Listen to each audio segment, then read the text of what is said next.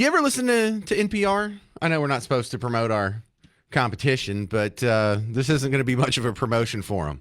If you have, you've probably noticed what most of us notice. They talk funny over there. Like you can tell when you're flipping through without even looking at what the number is on the dial.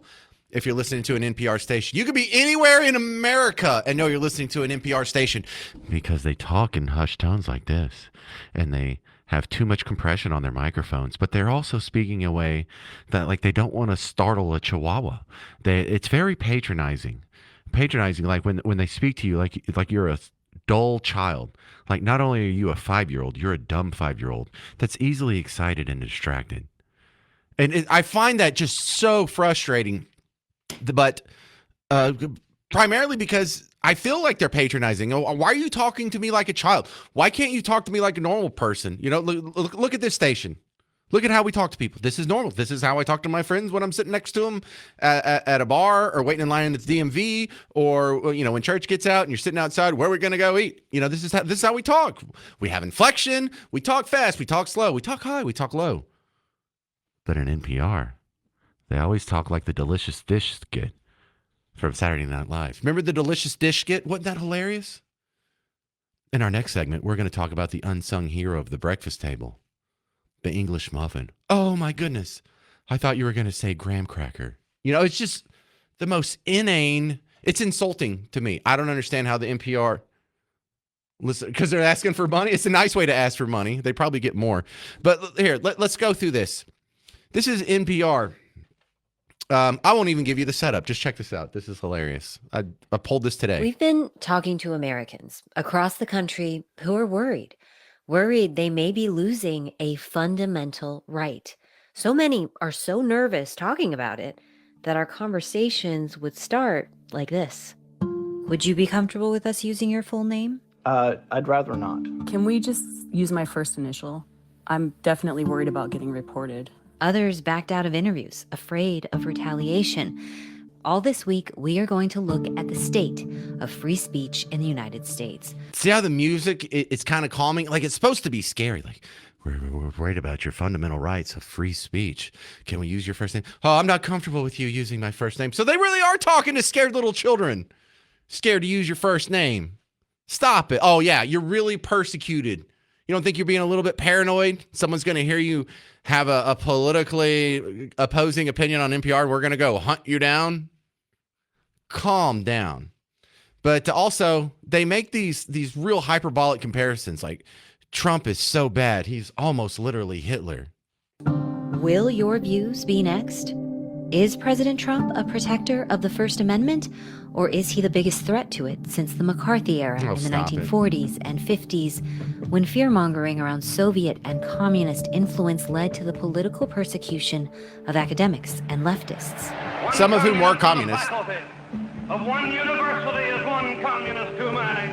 Oh, well, that kind of makes me like him. One communist on the faculty is one too many? Absolutely. Just like if you're, like, economically speaking, communists are the flat earthers of economics. Like, how many times you guys have to be proven wrong before we allow your side to even be allowed on a campus? Yeah, sure, we may have murdered 100 million of our own citizens in the 20th century, but we're just working out the kinks in this system of government. We still need to teach it.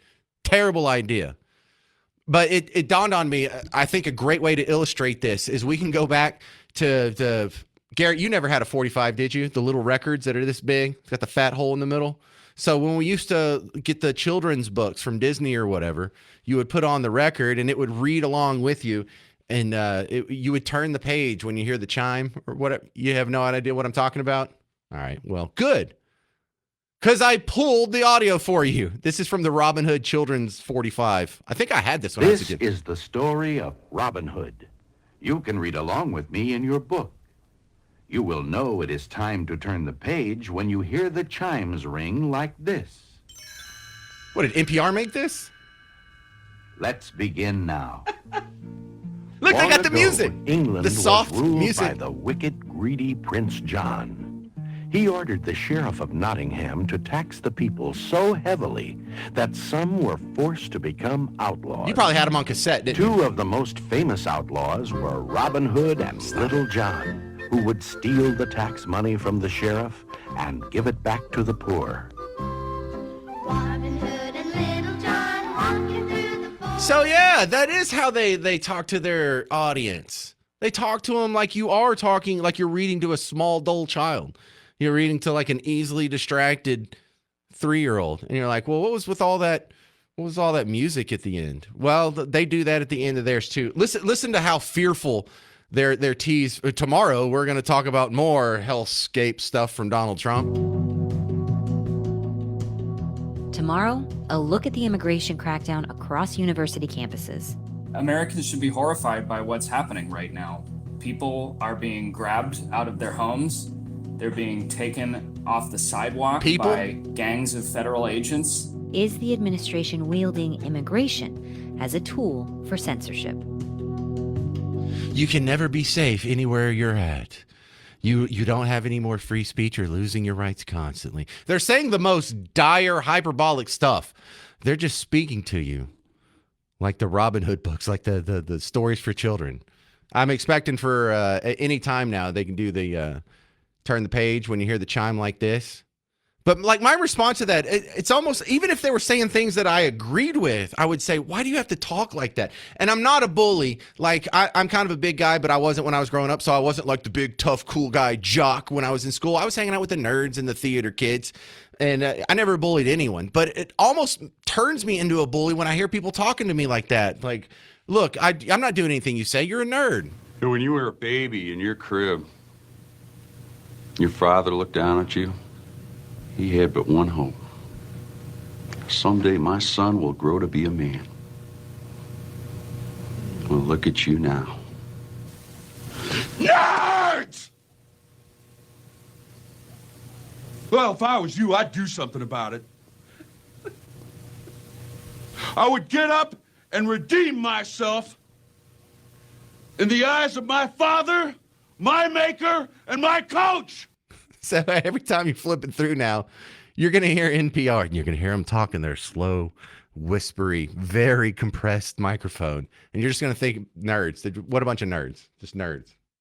Well, let's get those nerds! Nerds! Nerds!